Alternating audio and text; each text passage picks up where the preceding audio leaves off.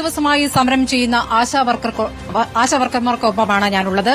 17 ദിവസത്തെ സമരം എന്ന് പറയുന്നത് ജീവിക്കാനുള്ള, അന്തസ്സായി ജീവിക്കാനുള്ള വേതനത്തിനു വേണ്ടിയുള്ള സമരമാണ്. ആ സമരം മുന്നോട്ട് പോകുമ്പോൾ ഇന്നും അവർക്കെതിരെ അധിക്ഷേപ പരാമർശവുമായി ഭരണപക്ഷ പാർട്ടിയുടെ നേതാക്കൾ രംഗത്തെത്തുകയുണ്ടായി. പക്ഷേ അവർ സമരം മുന്നോട്ട് കൊണ്ടുപോവുകയാണ്. സർക്കാരിന്റെ അന്ത്യശാസനം തള്ളിക്കൊണ്ട് ശക്തമായി സമരം മുന്നോട്ട് പോകുന്നതിനിടയിൽ അവർക്ക് എന്താണ് പറയാനുള്ളത് നോക്കാം. അവരുടെ പ്രതിനിധികളാണ് നമുക്കൊപ്പമുള്ളത്. എന്നോടൊപ്പം ചർച്ചയിൽ പ്രധാന പ്രതികരണങ്ങൾക്കായി കേരള ആശാ വർക്കേഴ്സ് അസോസിയേഷന്റെ സംസ്ഥാന വൈസ് പ്രസിഡന്റ് എസ് മിനിയുണ്ട്. അതോടൊപ്പം സംസ്ഥാന ഭാരവാഹികളായ ശാന്തമയും ബീന പീറ്ററുമാണുള്ളത്. ആദ്യം മിനിയിലേക്ക്. മിനി, കഴിഞ്ഞ കുറച്ചു ദിവസമായി ഭരണപക്ഷ പാർട്ടിയിലെ നേതാക്കൾ ഈ സമരത്തെ പല രൂപത്തിലാണ് വിശേഷിപ്പിക്കുന്നത്. അരാജക സമരം എന്ന് പറഞ്ഞു, അതുമാത്രമല്ല കുത്തിത്തിരിപ്പുണ്ടാക്കാനുള്ള ശ്രമം എന്ന് പറഞ്ഞു. ഇന്നിപ്പോൾ ഏറ്റവും ഒടുവിൽ ഈർക്കിൽ സംഘടന എന്നാണ് നിങ്ങളെ വിശേഷിപ്പിക്കുന്നത്. നിങ്ങൾക്ക് നിങ്ങളുടെ സംഘടനയ്ക്ക് ഒരു നിയതമായൊരു രൂപമില്ല.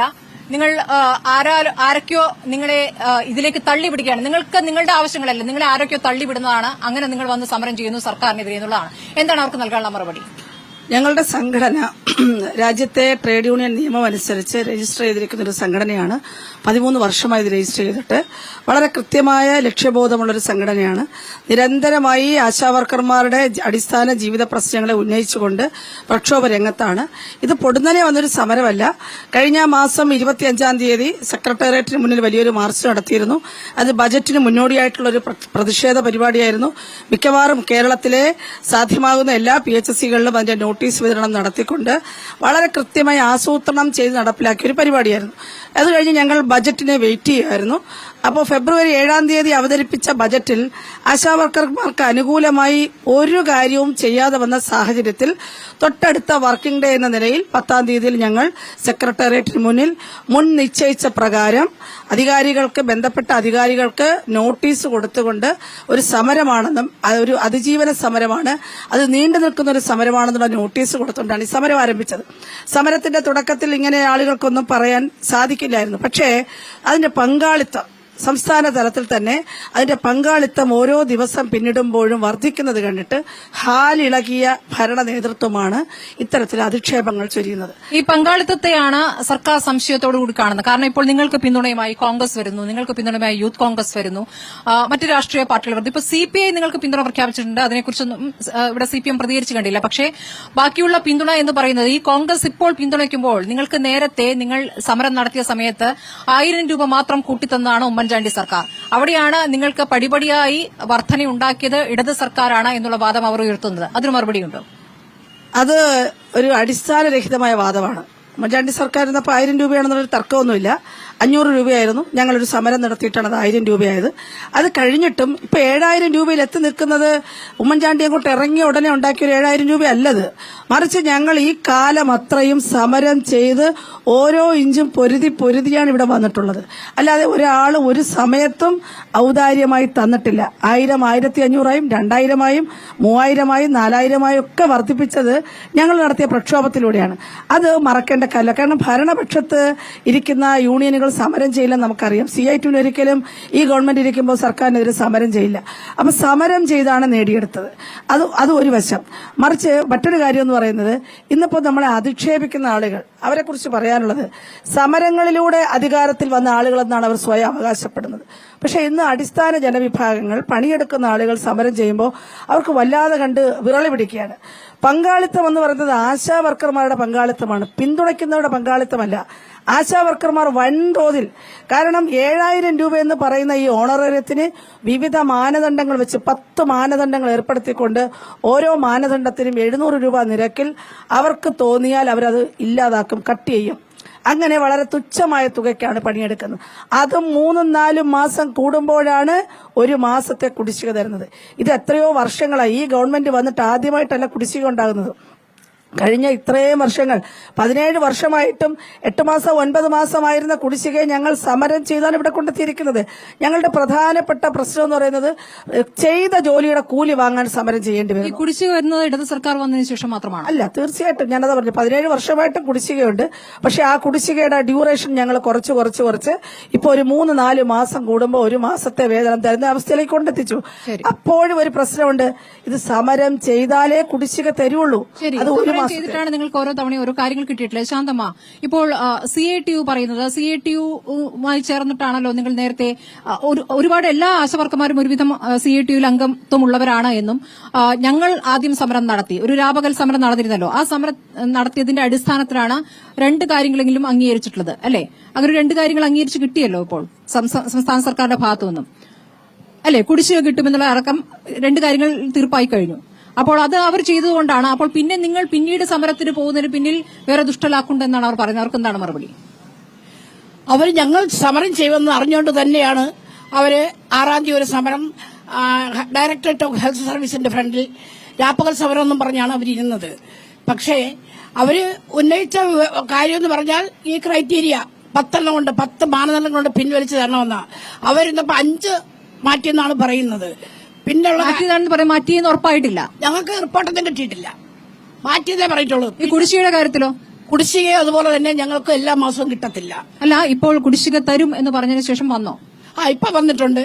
2-3 മാസത്തെ ഓണറേറിയവും ഇൻസെന്റീവും വന്നിട്ടുണ്ട്. എല്ലാവർക്കും വന്നു. അതെന്തുകൊണ്ട് ഇപ്പോഴും സമരം ചെയ്തതിന് ശേഷം, അല്ലാതെ ഞങ്ങൾക്ക് ഈ 6 മാസം വരെ കുടിശ്ശിക വന്നപ്പോ അവർ തന്നില്ലല്ലോ. ഇപ്പൊ ഈ സമരം ചെയ്ത് ഞങ്ങൾ പോകൂലെന്ന് കണ്ടപ്പോൾ, ഞങ്ങൾ ഈ സമരം ചെയ്തത് കണ്ടപ്പോഴാണ് ഞങ്ങൾക്ക് ഈ 3 മാസത്തെ ഓണറേറിയവും 3 മാസത്തെ ഇൻസെന്റീവും തന്നത്. ബീന പിച്ച, ഇതിപ്പോൾ ഇത് കേന്ദ്ര സ്കീമാണല്ലോ. കേന്ദ്ര സ്കീമായിരിക്കുമ്പോൾ കേന്ദ്രത്തിനോട് നിങ്ങൾക്ക് എന്താണ് ഒരു വിമർശനവും ഇല്ലാത്തത്? കേന്ദ്ര സർക്കാരിന് മുന്നിലല്ലേ സമരം ചെയ്യേണ്ടത്? കേന്ദ്ര സർക്കാരിന് മുന്നിൽ സമരം ചെയ്യുകയാണെങ്കിൽ ഞാനും വരാം നിങ്ങളുടെ കൂടെ എന്നാണല്ലോ ആരോഗ്യമന്ത്രി പറഞ്ഞത്. അപ്പോൾ എന്താണ് ആരോഗ്യമന്ത്രിയോട് ഇക്കാര്യത്തിൽ മറുപടി നൽകാനുള്ളത്? ഇതിപ്പോൾ കേന്ദ്ര സ്കീമാകുമ്പോൾ സ്വാഭാവികമായും കേന്ദ്രത്തിനോട് നിങ്ങൾക്ക് വിമർശനം നിങ്ങളുടെ പ്രതികരണങ്ങളിൽ കാണുന്നേയില്ല. സംസ്ഥാന സർക്കാരിനോടാണ് മുഴുവൻ വിമർശനം. അതെന്തുകൊണ്ടാണ്? മൈക്ക്. അതിന് കാരണമുള്ളത് എന്താണെന്ന് വെച്ചാൽ, ഞങ്ങൾ ജോലി ചെയ്യുന്നത് കേന്ദ്ര സർക്കാരിനോടല്ല, നമ്മൾ കേരളത്തിലാണ് ജോലി ചെയ്യുന്നത്. കേരളത്തിലെ ആരോഗ്യവകുപ്പിന് വേണ്ടിയിട്ടാണ് ഞങ്ങൾ ജോലി ചെയ്യുന്നത്. ആ ജോലി ചെയ്യുന്ന വേതനമേ ഞങ്ങൾ ചോദിക്കുന്നുള്ളൂ. അത് മിനിമം വേതനമായിരിക്കണം. പിന്നെ 62 വയസ്സ് കഴിയുമ്പോഴത്തേക്കും ഞങ്ങളെ അങ്ങ് പിരിച്ചുവിടും, വെറും കൈയോടെ അങ്ങ് പിരിച്ചുവിടും എന്നുള്ള ആ ഒരു സിറ്റുവേഷൻ വന്ന സമയത്താണ് ഞങ്ങൾ ശക്തമായിട്ട് സമരത്തിനായിട്ട് ഇറങ്ങിയത്. പിന്നെ ഞങ്ങളുടെ കുടിശ്ശിക വരുത്തുന്നത്, നമുക്ക് ചെലവുകളില്ലേ, ഞങ്ങൾ കുടുംബമായിട്ടൊക്കെ ജീവിക്കുന്നതാണ്. പലതരത്തിലുള്ള കുടുംബ പ്രശ്നങ്ങളാൽ അതെന്ത് തന്നെയായിരുന്നാലും ശരിയാണ്, ഞങ്ങൾ ഒത്തിരി പേര് കഷ്ടപ്പെടുന്നവരാണ്. ഞങ്ങൾ ചോദിക്കുന്നത് ഞങ്ങൾ കഷ്ടപ്പെട്ട വേതനം മാത്രമാണ്, അല്ലാതെ വേറെ ഒന്നും ഔദാര്യമായിട്ട് തരാനോ ഒന്നിനുമല്ല. അപ്പം ഈ സർക്കാരിന് വേണ്ടിയിട്ട് ഞങ്ങൾ കഷ്ടപ്പെടുമ്പോഴത്തേക്ക് ഞങ്ങളുടെ ആരോഗ്യം ക്ഷയിച്ചുകൊണ്ടിരിക്കുകയാണ്. ഞങ്ങൾ കയറിയിട്ട് 18 വർഷമായി. ഈ 18 വർഷവും ഞങ്ങൾ ഈ നമ്മുടെ ഈ ആരോഗ്യവകുപ്പിന് വേണ്ടിയിട്ടാണ് കഷ്ടപ്പെട്ടിരിക്കുന്നത്. അപ്പോൾ നമ്മുടെ ആരോഗ്യം കാത്തു സൂക്ഷിക്കേണ്ടതും അത് മുന്നോട്ട് കൊണ്ടുപോകാനും ഉത്തരവാദിത്വം നമ്മുടെ മന്ത്രിക്കില്ലേ? ആ മന്ത്രി എന്തേ കണ്ണടച്ചിരിക്കുന്നത്? ഞങ്ങൾക്ക് കിട്ടാനുള്ള വേതനം ഞങ്ങൾക്ക് മാസാമാസം കിട്ടണം. പിന്നെ പറയാനുള്ളത് എന്താന്ന് വെച്ചാൽ, അത് നമുക്ക് 21,000 രൂപയാണ്. അതായത് മിനിമം വേതനം മാത്രമേ ആകുന്നുള്ളൂ. ഞങ്ങൾക്ക് ഈ ഒരു ദിവസത്തെ ചെലവ് ഈ 232 രൂപയിൽ തീരുമോ എവിടെയെങ്കിലും?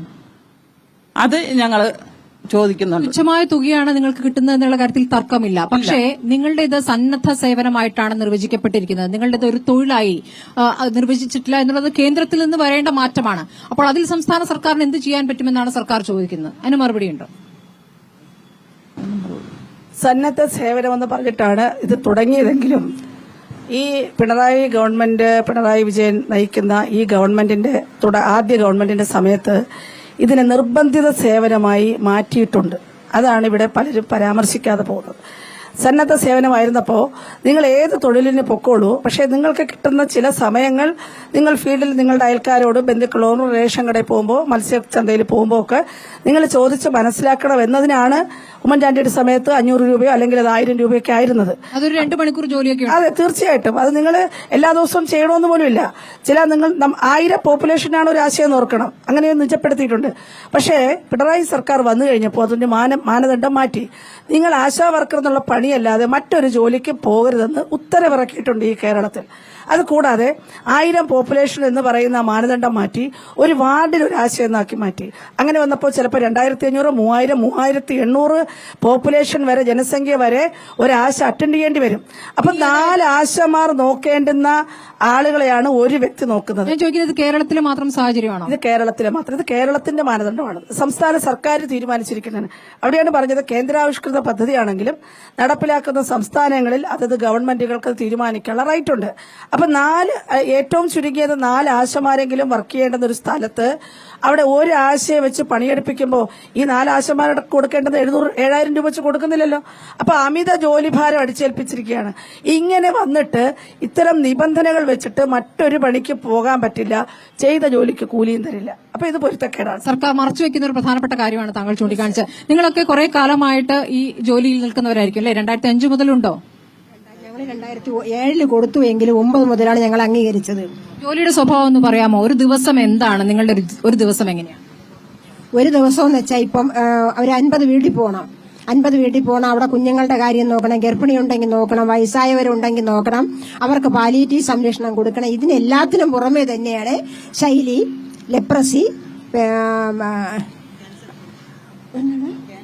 ക്യാൻസർ സ്ക്രീനിങ്, ഇങ്ങനെയുള്ള അധിക ജോലിയും കൂടെ ഇപ്പൊ നമുക്ക് അടിച്ചേൽപ്പിച്ചൊക്കെയാണ്. അതിന് നമുക്ക് കിട്ടുന്നത് തന്നെ ഒരു ദിവസം 233 രൂപയാണ്. ഞങ്ങൾക്ക് ആർഭാട ജീവിതം ഒന്നും വേണ്ട, സാധാരണ ജീവിതം നയിച്ചു പോകാനുള്ള ഒരു തുക ഞങ്ങൾക്ക് വേണം. അത് ഞങ്ങളുടെ അവകാശമാണ്. അതിനു വേണ്ടിയാണ് സമരം ചെയ്യുന്നത്. ഈ വെയിലും മഴ ഒന്നും നിങ്ങൾക്ക് ബാധകമല്ല.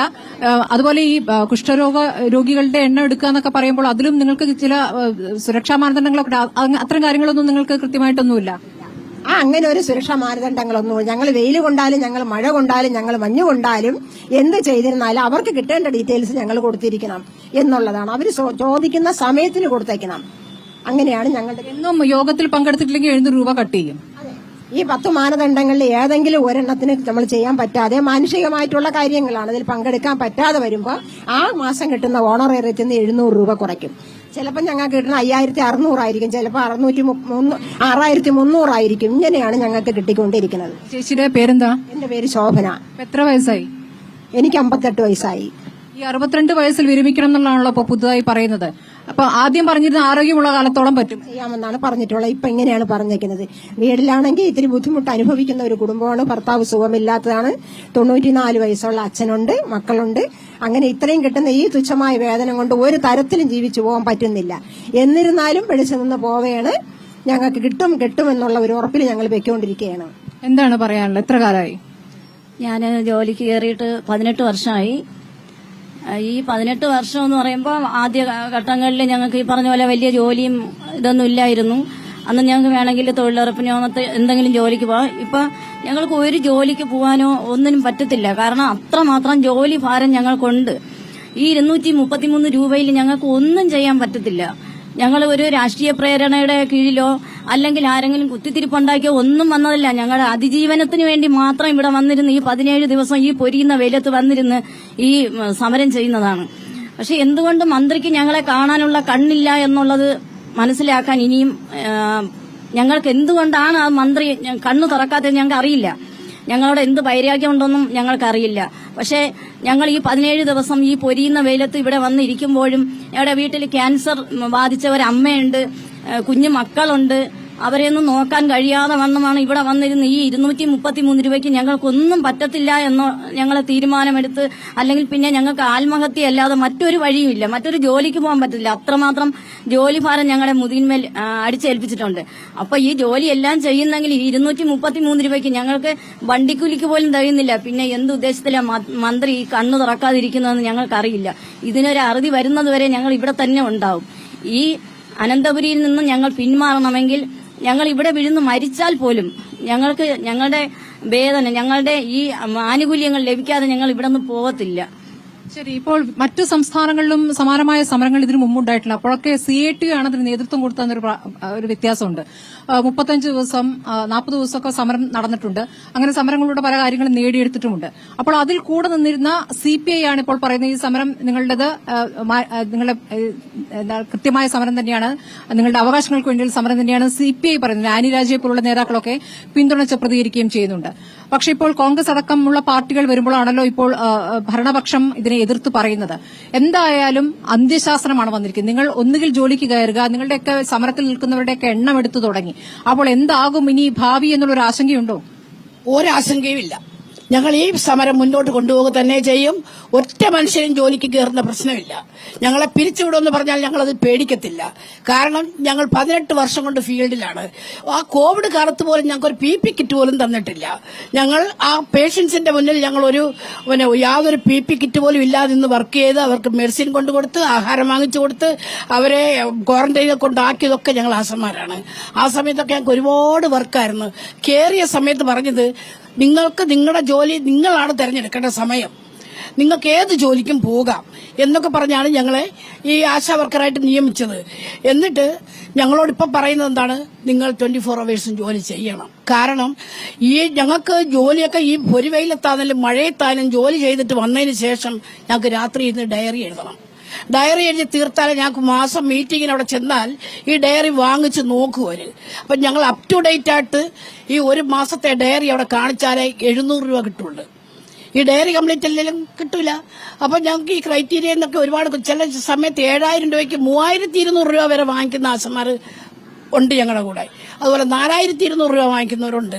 അങ്ങനെ ഡയറി എഴുതാൻ പറ്റാത്തതുകൊണ്ട് ഡയറി എഴുതാൻ പറ്റാത്തതുകൊണ്ട് തന്നെയല്ല, അവര് പറയുന്ന മീറ്റിങ്ങിന് ചെന്നില്ല എങ്കിൽ ഈ ആശയ്ക്ക് എന്തെങ്കിലും അസുഖം വന്ന് ഒരു ആശുപത്രി ഹോസ്പിറ്റലൈസ് ആയാൽ അവർക്ക് പോയതല്ലേ പറ്റുള്ളൂ. അപ്പോൾ അവർ പോയില്ലെന്നും പറഞ്ഞാൽ 700 രൂപ കട്ട് ചെയ്യുന്നുണ്ട്. അതുപോലെ പാലിയേറ്റീവിന് പോയില്ലെങ്കിലും കട്ട് ചെയ്യും. ഇങ്ങനെ ഓരോ ഈ 10 ക്രൈറ്റീരിയയിൽ ഓരോ കട്ട് ചെയ്താണ് ഈ 3200, 5200 ഇങ്ങനെയൊക്കെ ആശമാർക്ക് കിട്ടുന്നത്. പിന്നെ ഇൻസെന്റീവ് എന്ന് പറഞ്ഞാൽ ഞങ്ങൾ ചെയ്യുന്ന വർക്കിന്റെ അനുസരിച്ചാണ് ഞങ്ങൾക്ക് ഇൻസെന്റീവ് കിട്ടുന്നത്. ആ ഇൻസെന്റീവും മാസത്തിലേ കിട്ടത്തില്ല. ഓരോ മാസവും ഞങ്ങൾ വർക്ക് ചെയ്തിട്ട് വേഴാമ്പൽ കാത്തിരിക്കുന്ന പോലെ കാത്തിരിക്കും. ഇൻസെന്റീവ് കേന്ദ്രം തരേണ്ടതാണ്. ഇൻസെന്റീവ് കേന്ദ്രവും തരണം. കേന്ദ്രത്തിന്റെ ഇൻസെന്റീവ് എന്ന് പറഞ്ഞാൽ 2000 രൂപ ഫിക്സ്ഡ് ആണ്. ബാക്കി ഉള്ളത് ഇവിടെ കേരള സർക്കാരാണ് തരേണ്ടത്. ആ ഫിക്സ്ഡ് കിട്ടാറുണ്ട്. അത് ഞാൻ പറഞ്ഞില്ലേ, ഇത് ഈ ഞങ്ങൾക്ക് ഒന്നിച്ച് കിട്ടത്തില്ല. ഇൻസെന്റീവ് ഓണറേറിയോ ഒന്നിച്ച് കിട്ടത്തില്ല. എപ്പോഴും ഞങ്ങൾക്ക് ഓണറേറിയ ഈ മാസം വന്നാൽ 2 മാസം കഴിഞ്ഞായിരിക്കും ഈ മാസം ചെയ്തതിന്റെ ഇൻസെന്റീവ് വരുന്നത്.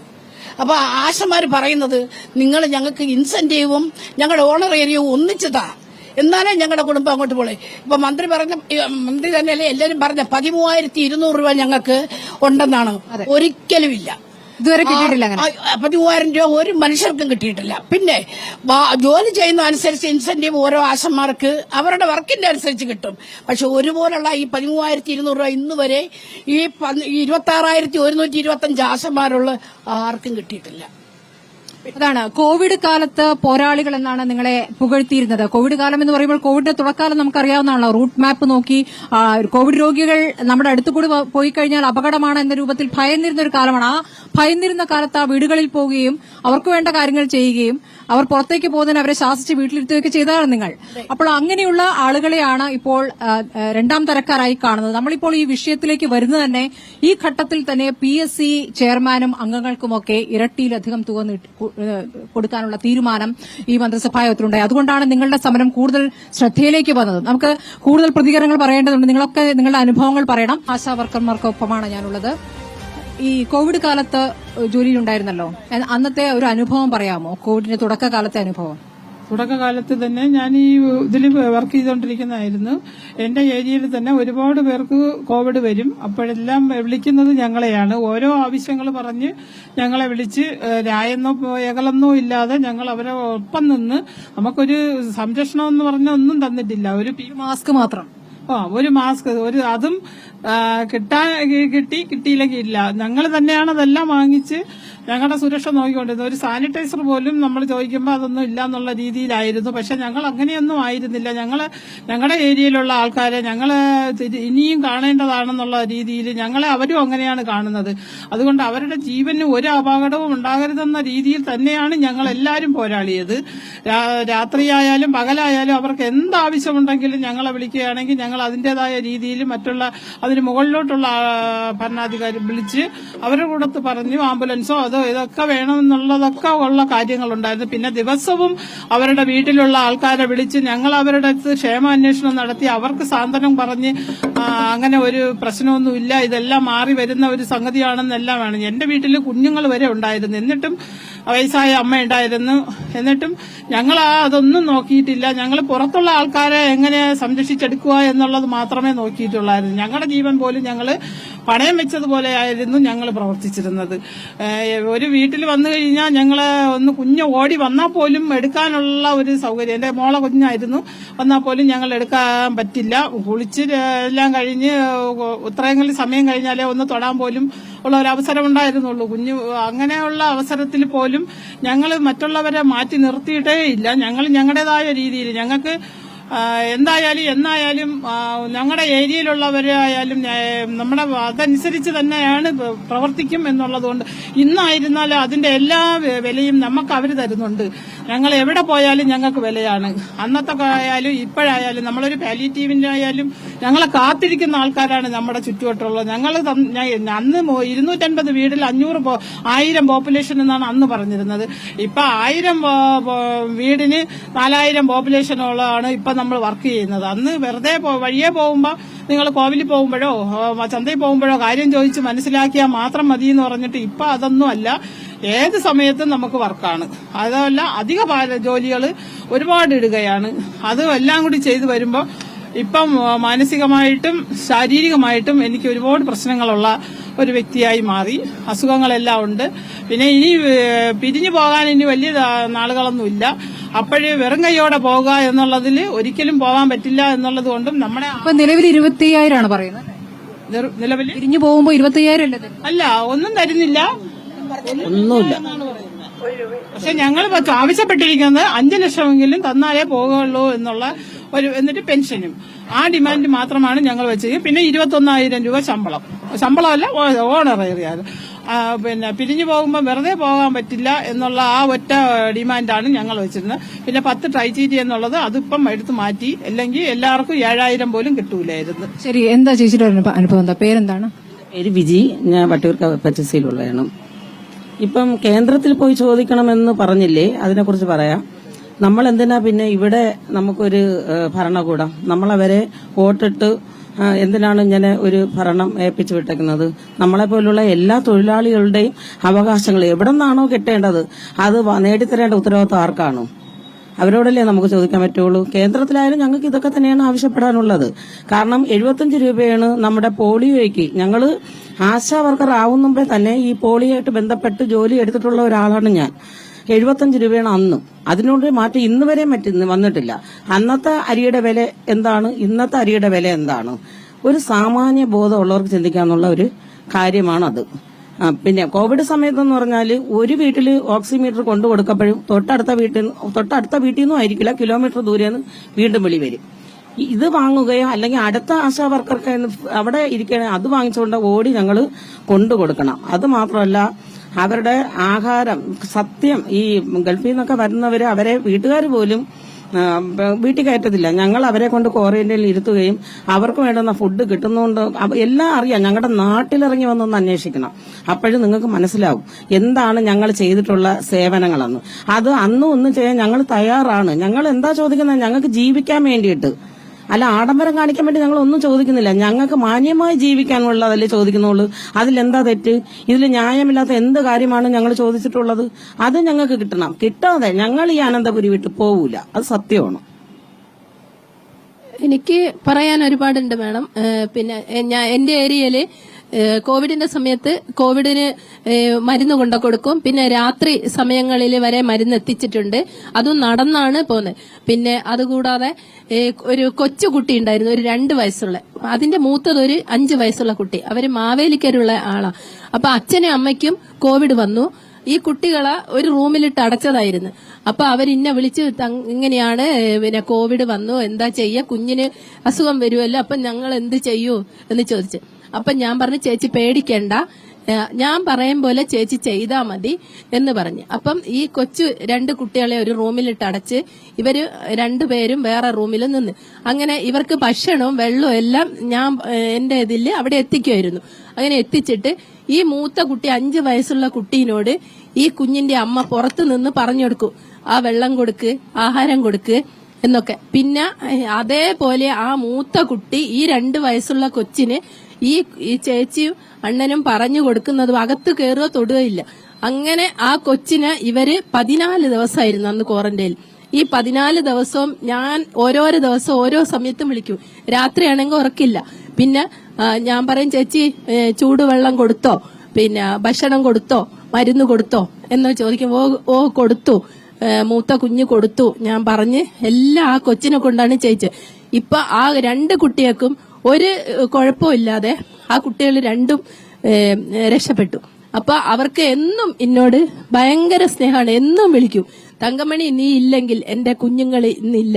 കാരണം 2 വയസ്സുള്ള കുട്ടിയാണ്. ഇത് ഇവിടെ മാത്രമല്ല മേഡം, എല്ലാ സ്ഥലങ്ങളിലും ഗർഭിണികളുണ്ട്. 95 വയസ്സായ ഒരു അച്ഛനുണ്ടായിരുന്നു. ആ അച്ഛനെ അവര് ഹോസ്പിറ്റലിൽ എസ്കേയിൽ കൊണ്ടുപോയിട്ട് അച്ഛനാണെങ്കിൽ ഹോസ്പിറ്റലിൽ കിടക്കൂല. അപ്പം കിടക്കാണ്ട് ഞാൻ ഇവിടെ കിടക്കൂല, ഇതുവരെ ഹോസ്പിറ്റലിലൊന്നും കിടന്നില്ല.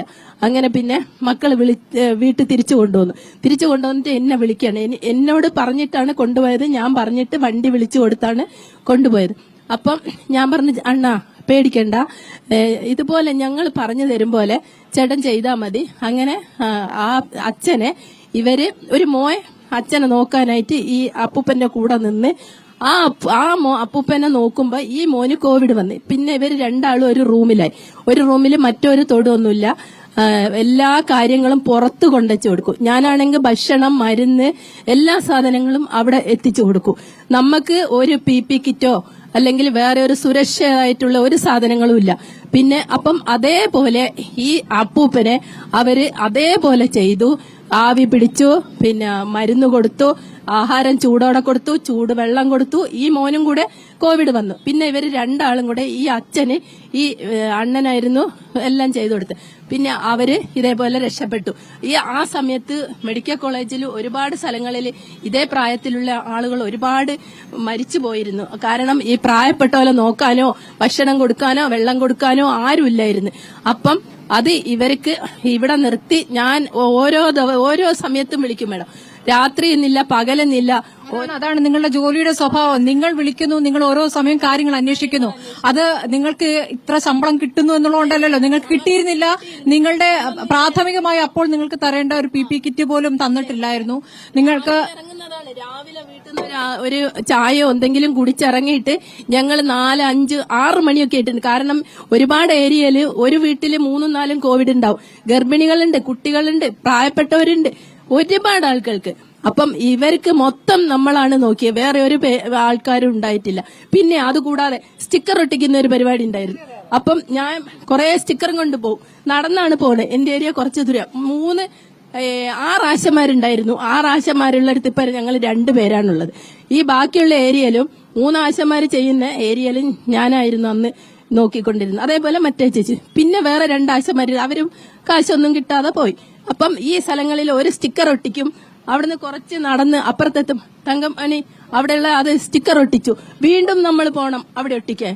അപ്പം അടുത്ത വീട്ടിൽ നിന്ന് അവിടെ കോവിഡ് ആണോ, നീ എന്തുകൊണ്ട് നമ്മളോട് പറഞ്ഞില്ല?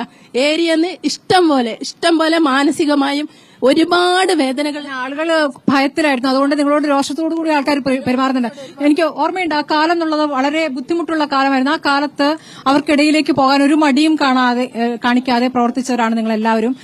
ഈ സമരത്തെയാണ് കുത്തിത്തിരിപ്പ് സമരം എന്ന് പറയുന്നത്, പുറത്തുനിന്ന് ആരൊക്കെയോ നൽകുന്ന പിന്തുണയാലുള്ള സമരം എന്ന് പറയുന്നത്. ഇത് സർക്കാരിന് ബോധ്യപ്പെടാഞ്ഞിട്ടാണോ അതോ ബോധ്യപ്പെട്ടിട്ടും ആ രൂപത്തിൽ കാണിക്കുകയാണ്? കാരണം പ്രയോറിറ്റി ഒരു പ്രധാനപ്പെട്ട വിഷയമാണല്ലോ. അപ്പോൾ നിങ്ങൾ ഏറ്റവും അവസാനം പരിഗണിക്കപ്പെടേണ്ടവരാണ് എന്ന സമീപനമാണോ സർക്കാർ എടുക്കുന്നത്? സർക്കാരിന് മനസ്സിലായിരിക്കുന്നത് ആശാവർക്കർമാർക്ക് വളരെ ക്ഷമയുള്ള ആളുകളാണെന്ന് സർക്കാർ തിരിച്ചറിഞ്ഞിട്ടുണ്ട്. പ്രത്യേകിച്ച് ഇപ്പൊ ഇവിടെ ഈ ആശാ സഹോദരിമാർ സൂചിപ്പിച്ച ഈ കോവിഡ് കാലത്തെ അനുഭവം, അന്നും വേതനം കിട്ടാൻ ഞങ്ങൾ ഈ സെക്രട്ടേറിയറ്റിലൂടെ സമരം ചെയ്തിട്ടുണ്ട്. ഞങ്ങൾക്കെതിരെ കേസും ഉണ്ടായിട്ടുണ്ട്. സാമൂഹിക അകലം പാലിച്ചുകൊണ്ട് ഞങ്ങൾ ചെയ്ത ജോലിക്ക് വേതനം വേണമെന്ന് ആവശ്യപ്പെട്ടുകൊണ്ട്, അപ്പോഴും കുടിശ്ശിക തന്നെയായിരുന്നു. ഇവിടെ തങ്കമണി പറഞ്ഞു, ഈ ഒരു പൈസയും ഇല്ലാതിരിക്കുമ്പോഴാണ് രാവിലെ മുതൽ രാത്രി വരെ നടക്കുന്നത്. പൊതുജനങ്ങൾ വിചാരിച്ചിരുന്നത് 10-40,000 രൂപ ശമ്പളം കിട്ടുന്നത് കൊണ്ടാണ് ആശാവർക്കർമാർ ഇത്രയും സ്ട്രെയിൻ എടുത്ത് ഇങ്ങനെ ഓരോ വീട്ടിലും വന്ന് ആശ്വസിപ്പിച്ച് അടുത്ത വീട്ടിലേക്ക് നടന്നു പോകുന്നത്. ഒരിക്കലുമല്ല. 150-200 രൂപ ഓട്ടോയ്ക്ക് കൊടുത്ത്, നമുക്കറിയാം അക്കാലത്തെ വണ്ടിയുടെ ചാർജ്, ബസ്സില്ല, ഇതെല്ലാം ചെയ്തിട്ട് ഗവൺമെന്റ് ഇന്നിപ്പോ നമ്മുടെ അവകാശപ്പെട്ടത് നമുക്ക് അംഗീകരിക്കപ്പെട്ടതിന് 17 ദിവസമായി ഇവിടെ രാപ്പകൽ സമരം. ഈ പൊരി വെയിലത്ത് ഇത്രയും അധികം വനിതകൾ വളരെ അച്ചടക്കത്ത് ഒരു ക്രമസമാധാന പ്രശ്നവും ഉണ്ടാക്കാതെ ഈ തെരുവിലിരുന്ന് സമരം ചെയ്യുമ്പോൾ ഈ സമരത്തെ കുത്തിളക്കി വിട്ടതാണെന്ന് പറയുന്നു. കേസ് ചാർജ് ചെയ്യുന്നു. ഇന്നിപ്പോ പുതിയ കേസ് വന്നിട്ടുണ്ട്. കണ്ടാലറിയാവുന്ന 1000-ലധികം ആളുകളുടെ പേരിൽ കേസ് വന്നിട്ടുണ്ട്. വലിയ പ്രശ്നമാണ് ആശാവർക്കർമാർ ഉന്നയിച്ചുകൊണ്ടിരിക്കുന്ന വലിയ ക്രമസമാധാന പ്രശ്നമാണ് ഈ കേരളത്തിൽ. സമരം ചെയ്ത ആവശ്യങ്ങൾ നേടിയ പ്രസ്ഥാനമാണ് CPIM അല്ലെ? അപ്പോൾ ആ CPIM ഇപ്പോൾ നടത്തുന്ന പ്രതികരണങ്ങൾ എന്തുകൊണ്ടാണ് അവർ പിന്തുണയ്ക്കാത്ത സമരം മുഴുവൻ വേറൊരു രൂപത്തിലുള്ള സമരമായിട്ടാണ് അതിനെ കാണുന്നത്? അതെ അതെ അതെ പെമ്പിളെ ഒരുമേ സമരം അതാണ് അവർ പറഞ്ഞുകൊണ്ടിരിക്കുന്നത്. പെമ്പിളെ ഒരുമേ സമരം പോലെ അരാജകവാദികൾ നടപ്പാക്കുന്ന ഒരു സമരം എന്നാണ് പറയുന്നത്. അവർക്ക് അതിനെക്കുറിച്ച് പറയുന്ന ആളുകൾക്കൊരു വ്യക്തത ഇല്ലാന്ന് വിചാരിക്കുന്നു. അതല്ലെങ്കിൽ വളരെ ബോധപൂർവം ആളുകളെ തെറ്റിദ്ധരിപ്പിക്കാൻ. എന്തായാലും ഈ രാജ്യത്തെ ഇന്ത്യയിലെ പൌരന്മാർക്ക് ഈ ജനാധിപത്യത്തിനകത്ത് സംസാരിക്കാനും പ്രതിഷേധിക്കാനും പ്രതികരിക്കാനും ഒക്കെയുള്ള ഒരു അവകാശം കൂടെ ചേർത്താണ് നമ്മൾ സ്വാതന്ത്ര്യം ലഭിച്ചിരിക്കുന്നത്. അപ്പോൾ അത് സംബന്ധിച്ച് അവർ കുത്തകയൊന്നും എടുക്കേണ്ട കാര്യമില്ല. മറിച്ച് ആവശ്യങ്ങൾ ഉന്നയിക്കുന്ന ആളുകളുടെ ഡിമാൻഡുകൾ എന്താണെന്ന് ആദ്യം പരിശോധിച്ച് നോക്കുക. അത് ന്യായമായ ഒരു ഡിമാൻഡാണെങ്കിൽ അത് പരിഗണിക്കുക, അത് ചർച്ചയ്ക്ക് വിളിക്കുക. അതൊക്കെയാണ് ജനാധിപത്യ രീതിയിൽ ചെയ്യേണ്ടത്. മറിച്ച് ഇവിടെ സമരത്തെ അപഹസിക്കുവാനും അപമാനിക്കുവാനും ഇകഴ്ത്തുവാനും ശ്രമിച്ചുകൊണ്ടിരിക്കുന്നു. എന്തൊക്കെ നട്ടാൽ കുരുക്കാത്ത നുണകളാണ് പറഞ്ഞുകൊണ്ടിരിക്കുന്നത്. ഇന്ന് പറയുന്നത് തൊഴിലുറപ്പ് തൊഴിലാളികൾ വന്ന് അവിടെ ഇരിക്കുന്നു. സത്യത്തിൽ തൊഴിലുറപ്പിന്റെ ആളുകളെ പരിഹസിക്കുകയാണ്. ഞങ്ങൾ ആവശ്യപ്പെടുന്നത് ആശാവർക്കർമാർക്ക് ID കാർഡും യൂണിഫോമും നൽകണം. അങ്ങനെയാണെങ്കിൽ ഇപ്പോൾ ID കാർഡ് ഇട്ടുകൊണ്ട് എല്ലാ ആശാവർക്കർമാരും അവിടെ ഇരുന്നേനെ. ഒരു തൊഴിലുറപ്പ് തൊഴിലാളി എന്നവർക്ക് ആരോപിക്കാൻ പറ്റില്ല. അപ്പോൾ എല്ലാ ന്യായങ്ങളും കള്ളമാണ് നിരത്തിക്കൊണ്ടിരിക്കുന്നത്. കണക്കുകളെല്ലാം കള്ളമാണ്. 13,200 രൂപ കൊടുക്കുന്നു പറഞ്ഞു. ഈ കേരളത്തിൽ ഒരു ആശാവർക്കറെ അവർക്ക് കാണിക്കാൻ കഴിയുന്നില്ല. പക്ഷെ എന്നിട്ട് എന്ത് ചെയ്യുന്നു? ഒരു ആശാവർക്കറുടെ പടം വെച്ചുകൊണ്ട് കഴിഞ്ഞ ദിവസം ഒരു വാർത്ത പ്രസിദ്ധീകരിച്ചു ഒരു പത്രത്തിൽ. പത്രം ഏതാണെന്ന് പറയേണ്ടതില്ല, ജനങ്ങൾക്ക് ഊഹിക്കാവുന്നുള്ളൂ. നമ്മൾ ഒരു മാസത്തെ വേതനം കൂട്ടുന്നത് ഇപ്പോൾ ഒക്ടോബർ മാസത്തെ വേതനം എന്ന് പറഞ്ഞാൽ ആ ഒക്ടോബർ മാസത്തെ ഓണറേറിയവും ഇൻസെന്റീവും കൂടെ ചേർന്നതായിരിക്കണമല്ലോ. ഇവിടെ ഒക്ടോബർ മാസത്തെ ഓണറേറിയവും അതിന് മുന്നത്തെ മാസത്തെ ഇൻസെന്റീവ് കൂടെ ചേർത്തിട്ട് ഒരു കള്ളക്കണക്കുണ്ടാക്കിയിട്ട് അത് 13,200 രൂപ കൂടുതൽ. ആ വനിത പറയാണ് എനിക്ക് ഈ 13,200-നേക്കാൾ 100 രൂപ കൂടുതൽ കിട്ടിയെന്ന് പറയാണ്. സത്യത്തിൽ എന്തൊരു അപഹാസ്യമാണ് നടത്തിക്കൊണ്ടിരിക്കുന്നത്. അതുകൊണ്ട് ഇതൊന്നും ഇവിടെ വിലപ്പോവില്ല. ഞങ്ങൾ സമരം നടത്തുന്നു. കേരളത്തിലെ ആശാവർക്കർമാർ 26,000-ലധികം വരുന്ന ആശാവർക്കർമാരുടെ മുഴുവൻ ആളുകളുടെയും ആവശ്യമാണ് ഇവിടെ ഉന്നയിച്ചിരിക്കുന്നത്. ശരി ശാന്തമ്മ, ഇപ്പോൾ മുഴുവൻ ആളുകൾ എന്ന് പറയുമ്പോൾ CITU പറഞ്ഞു ഞങ്ങൾ ഈ സമരത്തിനില്ല. അവരൊരു ദിവസത്തെ സമരം നടത്തിയതുകൊണ്ട് ചെറിയ ആവശ്യങ്ങൾ നേടിയെടുത്തു എന്ന് പറയുകയാണ്. അപ്പോൾ എത്ര പേര് ഇതിൽ നിന്ന് മാറി നിൽക്കുന്നുണ്ട് 26,000-ൽ? അത് ഏകദേശ കണക്ക് ഞങ്ങൾക്കില്ല. കുറെ പേര് മാറി നിൽക്കുന്നുണ്ട്. പക്ഷെ ഞങ്ങൾ ആശാ വർക്കേഴ്സ് ഇവിടെ ഇരിക്കുന്നവരൊക്കെ, പിന്നെ എനിക്ക് ഒരു കാര്യം ഓർമ്മിപ്പിക്കാനുള്ളത്, ഇവിടെ ഈ നമ്മുടെ ഈ കേരളം മൊത്തം അറിയപ്പെട്ടിരിക്കുന്നത് ഇപ്പോഴാണ് അവരറിഞ്ഞത് ഞങ്ങൾക്ക് 233 രൂപയേ ഉള്ളൂ ഒരു ദിവസമെന്ന്. അതുകൊണ്ടാണ് ഞങ്ങൾക്ക് മറ്റുള്ള സംഘടനകളെല്ലാം പിന്താങ്ങാൻ ഞങ്ങൾക്ക് സപ്പോർട്ട് ചെയ്യാൻ വരുന്നത്. ഈ ഒരുപാട് സംഘടനക്കാർ വന്നു. അങ്ങേയറ്റം സെക്രട്ടേറിയറ്റിനകത്ത് ജോലി ചെയ്യുന്ന അവർ പോലും ഞങ്ങൾക്ക് പിന്തുണയായിട്ട് വന്നു. കാരണം ഞങ്ങൾക്ക് 233 രൂപ കിട്ടുമെന്ന് കേരളത്തിൽ ഇപ്പോഴാണ്, ഈ സമരത്തിന് ശേഷമാണ് ജനങ്ങൾ അറിയുന്നത്. എന്നിട്ട് ഫീൽഡ് ഞങ്ങൾ പോകുന്ന വീടുകളിലേക്ക് പോരുമ്പോൾ അയ്യോ ഇത്രയും നാളും നിങ്ങൾ ഈ 233 രൂപയ്ക്കാണോ ജോലി ചെയ്തത്? അതിപ്പോഴും 7,000 രൂപയ്ക്ക് ശേഷം, അതിനു മുമ്പ് അത്രയും പോലും ഇല്ലായിരുന്നു. അപ്പൊ ആളുകളെല്ലാം ഇപ്പൊ മനസ്താപിച്ചുകൊണ്ടിരിക്കുക. ഈ ആശമാര് ഇത്ര പൈസയ്ക്കാണോ ഇത്രയും നാളും കിടന്ന് ജോലി ചെയ്തത്? എന്തൊരു പരിതാപകരമായ ഒരു അവസ്ഥയാണ് അവരുടെ. എന്നിട്ട് പോലും ഈ സർക്കാർ കണ്ണു തുറക്കാത്തത് എന്താണ് എന്ന് അവർ ഞങ്ങളോട് ഇങ്ങോട്ട് ചോദിക്കുകയാണ്. ശരി ബീന പീറ്റർ, ഇപ്പോൾ അന്ത്യശാസനം വന്നിരിക്കുകയാണല്ലോ. ഇപ്പോൾ എണ്ണമെടുക്കാൻ പറയുന്നു, സമരത്തിലിരിക്കുന്നവരുടെ പേര് വിവരങ്ങൾ തിരക്കുന്നു. അപ്പോൾ നിങ്ങൾക്കെതിരെ ഒരു നടപടി എന്ന രൂപത്തിലേക്ക് പോവുകയാണെങ്കിൽ, നിങ്ങൾ ഇത്രയും പേരുണ്ട് സമരത്തിൽ, അതിനെ നിങ്ങൾ എങ്ങനെ നേരിടും? ഞങ്ങൾക്ക് അതിനൊരു പേടിയില്ല. ഞങ്ങളിപ്പോ ഇവിടെ ഉള്ള എല്ലാ ആശമാരും ഞങ്ങൾ ഈ നേട്ടം എടുത്തതിന് ശേഷം മാത്രമേ പോവുകയുള്ളൂ. അവരിനി എന്തെല്ലാം ഓലപ്പാമ്പ് കാട്ടി പേടിപ്പിച്ചിരുന്നാലും ശരി തന്നെ ഞങ്ങൾ ഒറ്റക്കെട്ടായിട്ട് ഞങ്ങൾ ഈ സെക്രട്ടേറിയറ്റിൽ തന്നെ കാണും. ഞങ്ങൾക്ക് ലഭിക്കാനുള്ളത് വാങ്ങിക്കൊണ്ടേ ഞങ്ങൾ പോവുകയുള്ളൂ. പിന്നെ കോവിഡ് സമയത്ത് അന്ന് ഞങ്ങൾക്ക് നല്ലൊരു പട്ടം തന്നു, ഏതോ ദി ബാരിയർ എന്നും പറഞ്ഞുകൊണ്ട്. പക്ഷെ അത് ഞങ്ങൾ കഷ്ടപ്പെട്ടതിന്റെ ഒരു എന്താ പറയുക, ഒരു സമ്മാനമായിട്ട് ഞങ്ങൾക്ക് ഇന്ന് ഞങ്ങളത് കൊണ്ട് നടക്കുന്നുണ്ട്.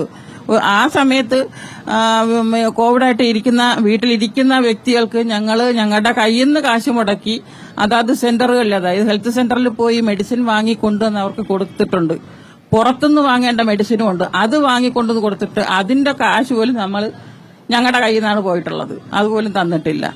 അപ്പം ഇതെല്ലാം കണക്കിലെടുത്ത് നമ്മൾ ഗവൺമെന്റിനോടല്ല പൊരുതുന്നത്, ഗവൺമെന്റ് നയത്തിനോടാണ്, അല്ല ഈ സർക്കാരിനെതിരായിട്ടല്ല ഞങ്ങൾ പറയുന്നത്. അതെ, നിങ്ങൾക്ക് ഇപ്പോൾ വേതനം തരുന്നതുമായി ബന്ധപ്പെട്ട് കേന്ദ്രത്തിന്റെ നയം ഒരു പ്രധാനപ്പെട്ട വിഷയമാണ്.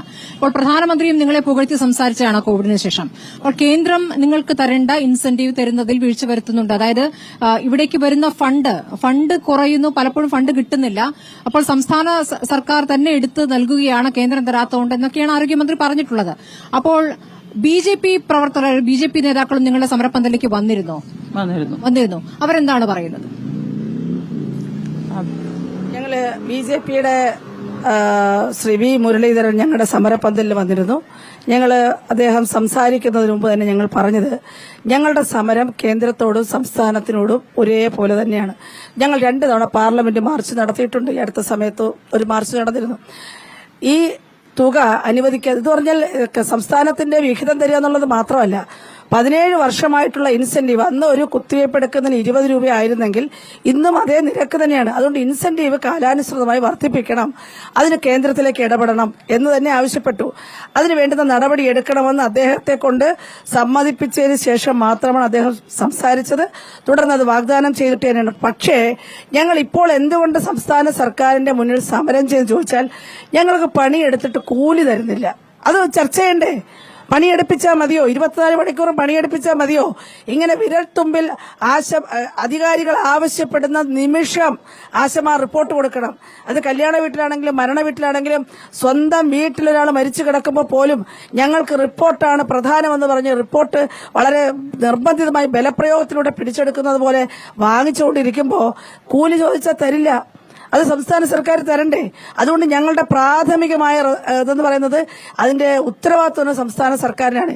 ഇനി കേന്ദ്രം ഫണ്ട് തരുന്നില്ലെങ്കിൽ അത് എത്ര രൂപയാണ് തരേണ്ടുന്നത്, ഏത് മാർഗത്തിലാണ് തരേണ്ടുന്നത്, ഏതൊക്കെ കാര്യങ്ങൾക്കാണ് തരേണ്ടുന്നത്, ആ ലിസ്റ്റ് എടുക്കേണ്ട സംസ്ഥാന സർക്കാരാണ്. അത് വാങ്ങാനല്ലേ നമ്മൾ എംപിമാരെ പറഞ്ഞു വിട്ടിരിക്കുന്നത്? എത്ര എംപിമാരുണ്ട് സംസ്ഥാന സർക്കാരിന്റെ ഭരണകക്ഷത്തിരിക്കുന്ന? എത്ര എംപിമാരുണ്ട്? അവരെന്താ ചെയ്യുന്നത്? കേന്ദ്രവുമായി ചർച്ച നടത്തി നടപ്പിലാക്കിയെടുക്കേണ്ട യാത്രാപത്ത കൂട്ടിക്കൊടുത്തിട്ടുണ്ട്. അതെ, ഇനി അതൊക്കെ പോയിട്ടാണ് കെ വി തോമസ് പറഞ്ഞൊരു വ്യക്തിയെ വെച്ചിരിക്കുന്നത്. രണ്ടുപേരും തമ്മിലുള്ള ഒരു കണക്ഷൻ എന്നാണ് നമുക്ക് മനസ്സിലാവുന്നില്ല എന്ത് കണക്ഷനാണ് അവിടെ ഉണ്ടാകുന്നത്. പക്ഷേ അദ്ദേഹത്തിനും കൊടുത്തിട്ടുണ്ട് വാരിക്കോരി ലക്ഷങ്ങൾ.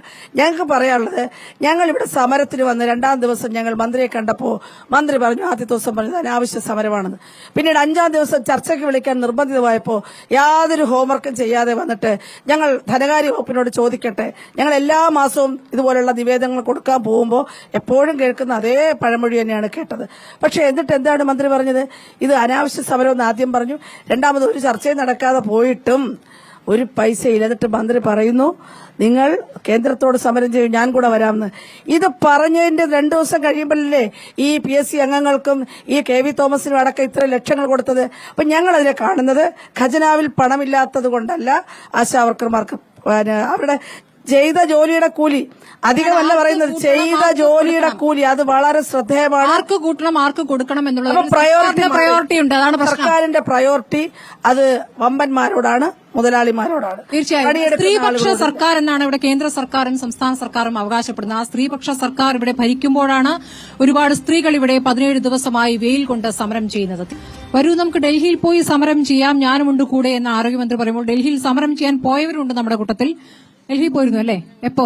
2019 ജനുവരിയിൽ ഞങ്ങളുടെ സംഘടന ഇവിടുന്ന് തിരുവനന്തപുരത്ത് നിന്ന് 26 പേര് അവിടെ പങ്കെടുത്തു. സമരത്തിൽ പങ്കെടുത്തതിന് ശേഷമാണ് ഞങ്ങൾക്ക് ഇൻസെന്റീവ് 2000 രൂപ അന്ന് കേന്ദ്ര സർക്കാർ അനുവദിച്ചു തന്നത്. അതേക്കുറിച്ചാണ് ആനിരാജ പറഞ്ഞത്. ഈ സമരം ശരിയായ സമരമാണെന്ന് പറഞ്ഞ ആനിരാജ അതുകൊണ്ടാണ്.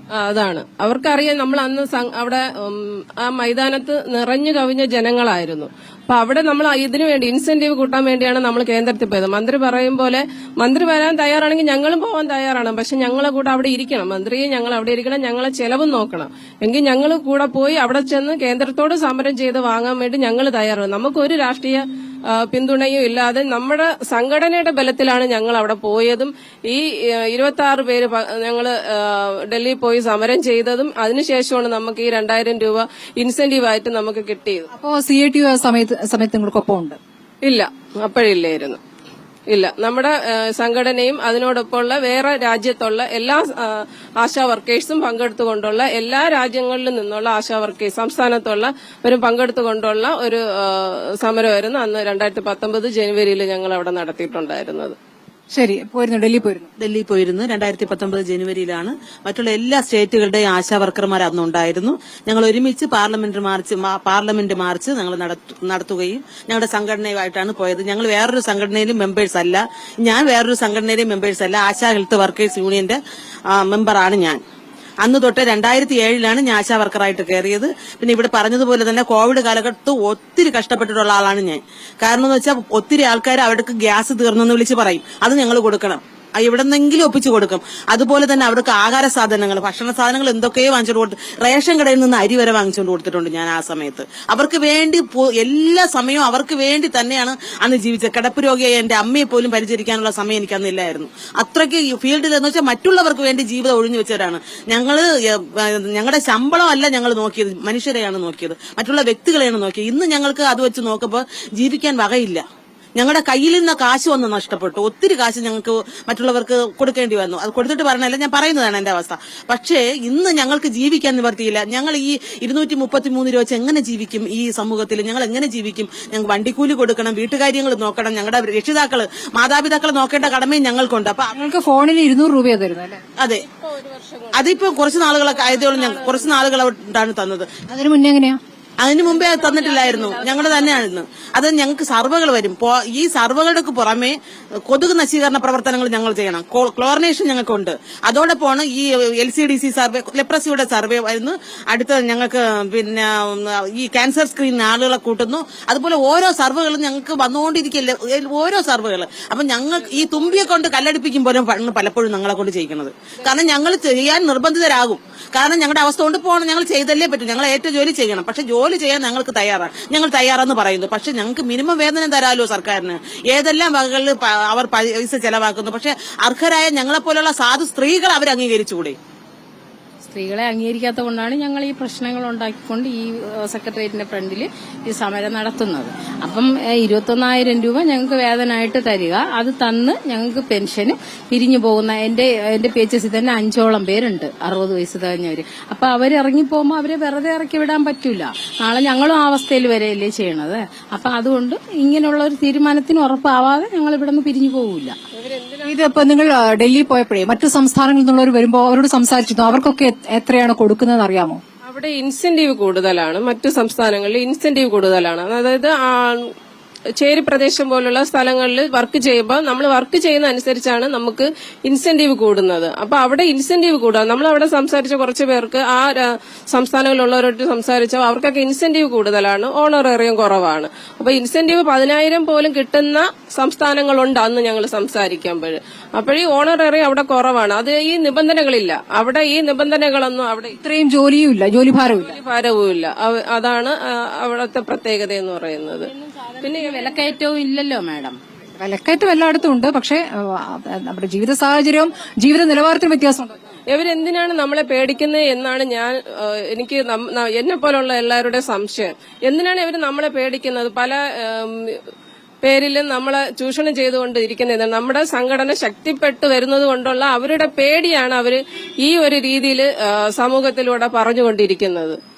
സമരം പൊളിക്കാനുള്ള പല മാർഗങ്ങളും ആലോചിച്ചുകൊണ്ടിരിക്കുന്നത്. നിങ്ങൾക്കെതിരെ നടത്തുന്ന പ്രതികരണങ്ങൾ അത് ഒന്നുകൂടി രൂക്ഷമാവുകയാണ്. അപ്പോൾ ധൈര്യം ചോരുന്നുണ്ടോ? ഇല്ല, ഞങ്ങൾക്ക് ഒരു ധൈര്യത്തിന് ഒരു കുറവുമില്ല. ഞങ്ങൾ ഇത്രയും പേരും ഞങ്ങൾ ഇനിയും ഞങ്ങളുടെ ആവശ്യങ്ങൾ നേടുന്നവരെ ഞങ്ങൾ മുന്നോട്ട് തന്നെ പോകും. കാരണം എന്ന് വെച്ച് കഴിഞ്ഞാൽ ഞാൻ കയറിയിട്ട് ഇപ്പം കുറച്ച് നാളായിട്ടുള്ളൂ. കോവിഡ് വന്ന സമയത്താണ് ഞാൻ കയറിയത്. ആ സമയത്ത് ഞങ്ങൾ ചെയ്ത ജോലിക്ക് ഞങ്ങൾ ഇഷ്ടം പോലെ, കാരണം എന്ന് വെച്ച് കഴിഞ്ഞാൽ ഞങ്ങള് നാട്ടുകാർക്ക് വേണ്ടി ഞങ്ങൾ കഷ്ടപ്പെടാൻ, ഞങ്ങൾ മനസ്സിന് സന്തോഷമായിരുന്നു. അവർക്ക് വേണ്ടി പ്രവർത്തിക്കാൻ വേണ്ടി ഞങ്ങൾക്ക് സന്തോഷമായിരുന്നു. കാരണം കോവിഡ് വന്നു കഴിഞ്ഞു കഴിഞ്ഞാൽ ആ വീട്ടിലെ പേഷ്യൻസിനെ നമുക്ക് അവരെ എങ്ങനെ കൈകാര്യം ചെയ്യണമെന്ന് അതെല്ലാം അവർക്ക് ക്ലാസ് കൊടുത്ത് ഞങ്ങൾക്ക് ഫോൺ വിളിയുടെ ബഹളമാണ്. വീട്ടിൽ രാവിലെ തുടങ്ങുന്ന ഫോൺ വിളി എന്ന് വെച്ച് കഴിഞ്ഞാൽ ഇഷ്ടം പോലെ ഫോൺ വിളി. ഞങ്ങൾ അവരെ സമാധാനപ്പെടുത്തി ഞങ്ങളുടെ ഓരോ സേവനം കൊണ്ട് അവര് ആ നാട്ടിലുള്ള ഓരോരുത്തരും ഞങ്ങളോട് പറയുന്നത് നിങ്ങൾ ആ സമയത്ത് ഞങ്ങളെ എന്തുമാത്രം സഹായിച്ചു ഞങ്ങൾ ഒരിക്കലും ഞങ്ങൾ മറക്കത്തില്ല, ആ കാര്യം മറക്കത്തില്ല. പക്ഷെ ഞങ്ങൾ ഇതെല്ലാം സന്നദ്ധതയോട് തന്നെയാണ് ചെയ്തത്. നമ്മൾ അവർക്ക് നാട്ടുകാരുടെ നമ്മുടെ സേവനം നമുക്ക് നാട്ടുകാർക്ക് കൊടുക്കാൻ ഞങ്ങൾ വളരെയേറെ സന്തോഷത്തോടെ തന്നെ ചെയ്യുന്നത്. പക്ഷെ നമ്മൾ ഇപ്പൊ ഞങ്ങൾക്ക് അധിക ജോലി ഭാരം ഇങ്ങനെ തന്നുകൊണ്ടേയിരിക്കുകയാണ്. ആ ജോലി ഭാരത്തിന് വേതനം ഞങ്ങൾക്ക് എന്തുകൊണ്ട് അവർക്ക് തന്നുകൂടാ? ഞങ്ങളിപ്പം ഓരോ പരാമർശങ്ങൾ പറയുന്നത് തൊട്ടിപ്പിരിവിന് അങ്ങനെ പോകുന്നത്. ഞങ്ങളാരും തൊട്ടിപ്പിരിവിന് ഇറങ്ങിയിട്ടില്ല. ഇതാരാണ് പറയുന്നത് തൊട്ടിപ്പിരിവ് എന്ന് പറയുന്നത്? എനിക്ക് തോന്നുന്നു കോഴിക്കോട് ഭിക്ഷയാചിച്ചുകൊണ്ട് ഒരു സമരം ഇതിന്റെ ഭാഗമായിട്ട് നടന്നു. ഈ ബക്കറ്റ് പിരിവ് നടത്തുന്നവരൊക്കെ തന്നെയാണ് ഈ തരത്തിൽ ഈ പിരിവിനെ പരിഹസിക്കുന്നത്. അതാണ് ഞാൻ പറഞ്ഞത്. ഈ ബക്കറ്റ് പിരിവ് നടത്തിയവരാണ് പറയുന്നത് ഞങ്ങൾ തൊട്ടിപ്പിരിവിന് നടക്കുന്നത്. ഞങ്ങൾക്ക് അതിന്റെ ആവശ്യമില്ല. ഞങ്ങൾ അധ്വാനിക്കുന്ന കാശാണ് ഞങ്ങൾക്ക് തരാൻ പറയുന്നത്. ഞങ്ങൾ അധ്വാനത്തിന്റെ പ്രതിഫലമാണ് ഞങ്ങൾ ചോദിക്കുന്നത്. ഞങ്ങൾ ആരുടെ ഔദാര്യമല്ല ഞങ്ങൾ ചോദിക്കുന്നത്. ഞങ്ങൾ എന്തുമാത്രം കഷ്ടപ്പെട്ടിട്ടുണ്ട്. ഞങ്ങൾ ഓരോ ദിവസം എന്റെ മക്കൾക്ക് ഇപ്പൊ പരീക്ഷ നടക്കുകയാണ്. ആ മക്കളെപ്പോലും ഞാൻ കളഞ്ഞിട്ടാണ് ഞാൻ ഇവിടെ സമരത്തിനായിട്ട് വന്നിരിക്കുന്നത്. എന്റെ കോവിഡ് ആയിരുന്ന സമയത്ത് എന്റെ മോള് ഒരു ഹാർട്ട് പേഷ്യന്റ് ആയിരുന്നു. ഞങ്ങള് നാട്ടിലിറങ്ങി പ്രവർത്തിച്ചിട്ട് വീട്ടിന്റെ ബാക്ക് വഴി പോയി കുളിച്ച് ശുദ്ധിയായിട്ടാണ് എന്റെ മകളുടെ അടുത്ത് പോകേണ്ടി വന്നിട്ടുള്ളത്. ആ സമയം അതെല്ലാം ഞങ്ങൾ സന്തോഷത്തോടെ തന്നെയാണ് ചെയ്തത്. പക്ഷേ അന്ന് ഓരോ മന്ത്രിമാരായിരുന്ന ഓരോരുത്തരും ആശാപ്രവർത്തകർ കോവിഡ് അതിജീവിച്ച അവര് കോവിഡ് പോരാളികളാണെന്ന് അവര് അന്ന് ഉറക്കെ പ്രഖ്യാപിച്ചിട്ട് ഇപ്പോൾ ഞങ്ങളെ ഇത്ര ഈ രീതിയിൽ ഇകഴ്ത്തി സംസാരിക്കുന്നുള്ളതാണ്.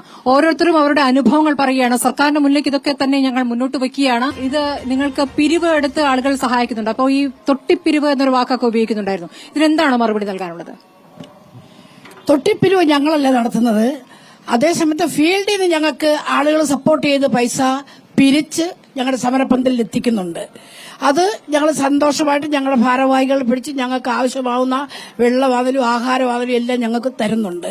പിന്നെ കണ്ണമൂല UPHSലെ ഒരു ഡോക്ടർ, UPHSലെ കണ്ണമൂല വാർഡിൽ വർക്ക് ചെയ്യുന്ന ഒരു ആശയുടെ ഏരിയയിലുള്ള ഒരു ഡോക്ടർ, അദ്ദേഹം ഞങ്ങൾക്ക് 500 രൂപ കൊടുത്തയച്ച് ആശമാർക്ക് കൊടുക്കെന്നും പറഞ്ഞ്. അങ്ങനെ ഫീൽഡിൽ നിന്നൊക്കെ നല്ല സപ്പോർട്ടാണ് ഞങ്ങൾക്ക്. നിങ്ങൾ ഈ സമരം വിജയിച്ചേ വരാവൂ. അതിനിടയ്ക്ക് ഒരു മനുഷ്യരും വന്നാൽ ഞങ്ങൾ അവർക്ക് യാതൊരു വക റിപ്പോർട്ടും കൊടുക്കുന്നതല്ല. ഞങ്ങളുടെ കുഞ്ഞുങ്ങളെ പോലും ഞങ്ങൾ ഇതുവരെ ഇമ്മ്യൂണൈസേഷന് വിട്ടിട്ടില്ല. നിങ്ങളുടെ പേര് വെട്ടാൻ വേണ്ടി നിങ്ങളുടെ പേര് എഴുതി എടുത്തുകൊണ്ടിരിക്കുകയാണ്. അപ്പോൾ നിങ്ങളുടെ പേര് വെട്ടിയാൽ വേറെ ആരും സഹകരിക്കില്ല എന്ന് പറഞ്ഞു. ഞങ്ങളുടെ പേര് വെട്ടിയാൽ ഞങ്ങൾ ആരും പേര് വെട്ടുന്നിടത്ത് നിൽക്കത്തില്ല. ഞങ്ങൾ ഞങ്ങളുടെ ഫീൽഡിൽ തന്നെ പോകും. പിന്നെ ഞങ്ങളുടെ ഈ ഡിമാൻഡുകളെല്ലാം എന്ന് ഞങ്ങൾക്ക് സർക്കാർ അനുവദിച്ചു തരുന്നു അന്ന് വരെ ഞങ്ങൾ ഇവിടെ ഉണ്ടാകും. തീർച്ചയാണ്. ശരി. എന്റെ ഏരിയയിലുള്ളവര് ദിവസവും എന്നെ കണ്ടു കഴിഞ്ഞാൽ ഉടനെ ചോദിക്കുന്ന, ചേച്ചി ഇത്രയും ദിവസമായില്ലേ, അവിടെ ഒരു തീരുമാനവും ആയില്ലേ, ചേച്ചി ആയില്ലേ, ഇത്രയും വെയിലത്ത് നിങ്ങൾ ഇരിക്കുന്നതല്ലേ എന്നതെല്ലാം ചോദിച്ചു. ഇന്ന് ഞാൻ രാവിലെ വരുമ്പോഴും ചേച്ചി ആ സമര സ്ഥലത്ത് തന്നെ പോകണം. ഞാൻ പറഞ്ഞു ഇന്നലത്തെ സർക്കുലർ കണ്ടിട്ടാവാം. അവര് പറയുന്നു ചേച്ചി പുതിയ ആൾക്കാരെയൊക്കെ ഇറക്കുമെന്ന് പറഞ്ഞു.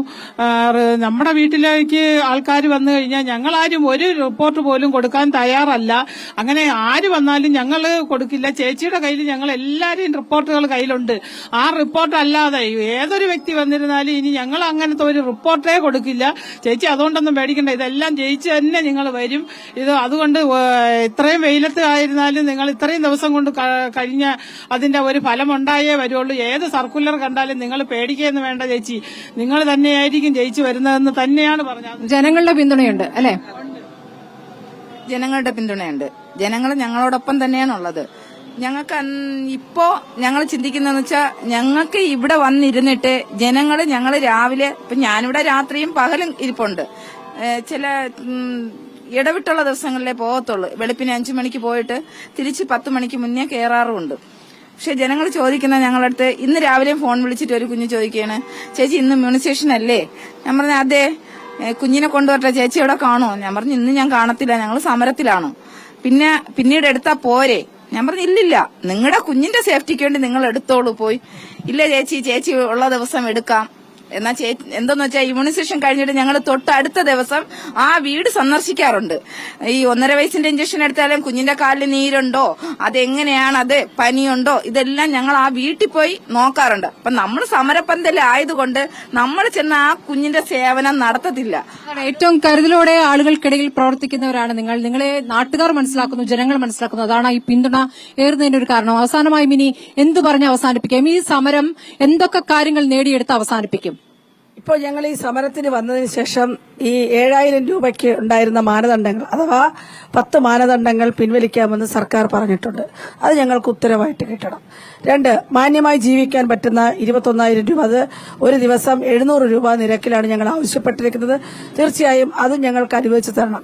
ഒപ്പം തന്നെ വിരമിക്കൽ ആനുകൂല്യവും പെൻഷനും, അതോടൊപ്പം ഒരു അപകടമുണ്ടായാൽ, ഗുരുതരമായ രോഗമുണ്ടായാൽ ആശാവർക്കർമാർക്ക് സൗജന്യ ചികിത്സ ഗവൺമെന്റ് ഉറപ്പാക്കണം. ആരോഗ്യ രംഗത്ത് പ്രവർത്തിക്കുന്നവർക്ക് പോലും ഒരു സൗജന്യമായ ഒരു ചികിത്സ ഇല്ല എന്നുള്ള യാഥാർത്ഥ്യം പൊതുസമൂഹം ഇപ്പോഴാണ് അറിയുന്നത്. ഇത്തരം അടിസ്ഥാന ഡിമാൻഡുകൾ നേടിയെടുത്തുകൊണ്ട് മാത്രമേ ഞങ്ങൾ പിരിഞ്ഞു പോവുകയുള്ളൂ. സർക്കാരിനെ വെല്ലുവിളിച്ചിട്ടുള്ള ഒരു സമരമല്ല ഇത്. സർക്കാരിനോട് അവരുടെ ഏറ്റവും അടിസ്ഥാനപരമായ ആവശ്യങ്ങളാണ് മുന്നോട്ട് വയ്ക്കുന്നത്. അന്തസ്സായി ജീവിക്കാനുള്ള വേതനം, അത് മാത്രമാണ് ഈ സ്ത്രീകൾ ആവശ്യപ്പെടുന്നത്. സ്ത്രീ സുരക്ഷ, സ്ത്രീകളോട് കരുതൽ എന്ന് പറയുന്ന ഒരു സർക്കാർ ഈ സ്ത്രീകൾ ഈ തെരുവിൽ നടത്തുന്ന സമരം 17ാം ദിവസത്തിലെത്തി നിൽക്കുമ്പോൾ എന്തുകൊണ്ട് മുഖം തിരിഞ്ഞു നിൽക്കുന്നു എന്ന് കേരളം ഒന്നാകെ ചോദിക്കുന്നുണ്ട്. ഈ സമരത്തിന് പിന്തുണ നൽകുന്ന ഓരോ ജനങ്ങളും, ഓരോ നാട്ടുകാരും, അവർക്ക് ഓരോരുത്തർക്കും ഈ ആശാവർക്കർമാരുമായി ബന്ധപ്പെട്ട ഓരോ അനുഭവങ്ങളുണ്ട്. അതിന്റെ പശ്ചാത്തലത്തിൽ കിട്ടുന്ന പിന്തുണയാണ്. ഇതൊരു അരാജക സമരമല്ല, ഇതൊരു കുത്തിത്തിരിപ്പ് സമരമല്ല, ഇതൊരു ഈർക്കിൽ സംഘടനയുമല്ല. സർക്കാർ കണ്ണു തുറക്കേണ്ട സമയം അതിക്രമിക്കുകയാണ്. അത് പറഞ്ഞുകൊണ്ട് ഇവർക്കൊപ്പം നിന്നുകൊണ്ട്, ഇവർക്ക് പൂർണ്ണ പിന്തുണ പ്രഖ്യാപിച്ചുകൊണ്ട് എന്റെ ചോരത്തിലേക്കൊന്നും ഇവിടെ അവസാനിക്കുകയാണ്.